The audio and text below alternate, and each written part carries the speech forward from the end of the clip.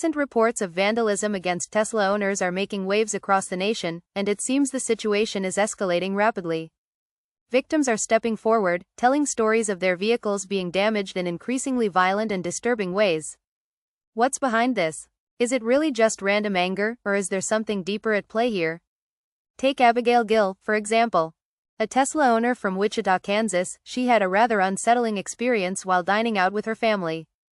A man, dressed in distinctive pajama bottoms, repeatedly walked by her table, which must have seemed odd, but nothing too alarming. That is, until they returned to their car. The car, which was once pristine, was now covered in deep scratches. Footage captured by the vehicle's own cameras showed the suspect keying the car, a frustrating and painful act of aggression. Gill, who relies on her Tesla for mobility, couldn't hide her disappointment. "It's a super saddening and disappointing thing to see," she told Fox News. The estimated repair cost? About $7,000. But there's a twist, her community offered to cover the cost. While she appreciated their kindness, Gill's stance was firm. "I just think that the only person who needs to pay a single dime is the guy who thought it was okay to do this." It's not just isolated incidents either. Vandalism is rising, and it's not stopping with scratches.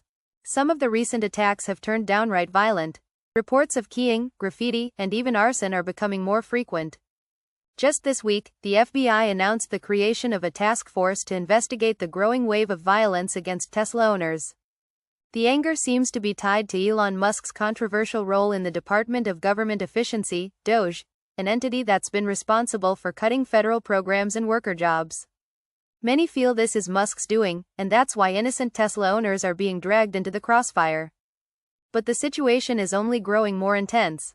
Josh Hazel, another Tesla owner, was driving his Cybertruck in a Mardi Gras parade earlier this month when things took a nasty turn. As they cruised along the parade route, people began hitting the vehicle, hurling profanities, and even throwing objects. One man even threw a heavy bead necklace, striking Hazel's wife in the head, leaving a visible crack on the truck. And yet, Hazel remains unfazed.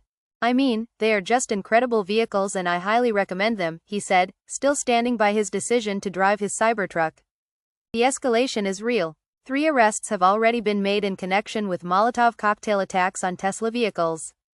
The FBI is calling these attacks domestic terrorism, and Director Kash Patel made it clear that those responsible will face serious consequences.